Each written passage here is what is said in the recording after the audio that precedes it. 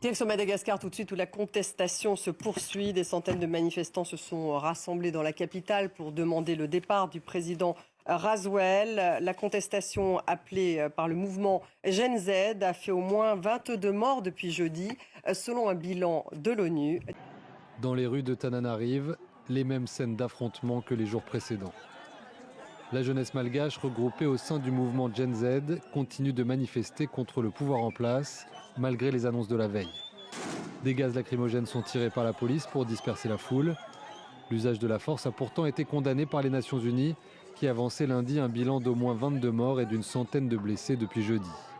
Sous la pression internationale, le président Andry Rajoelina prenait la parole quelques instants plus tard.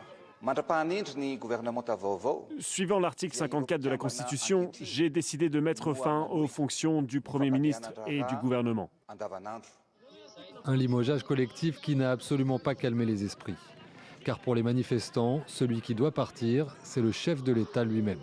Rajoelina, arrivé au pouvoir une première fois en 2009 à la faveur d'une précédente révolte populaire, cristallise désormais toute la colère de cette jeunesse qui avait commencé à se mobiliser pour protester contre les coupures quotidiennes d'eau et d'électricité.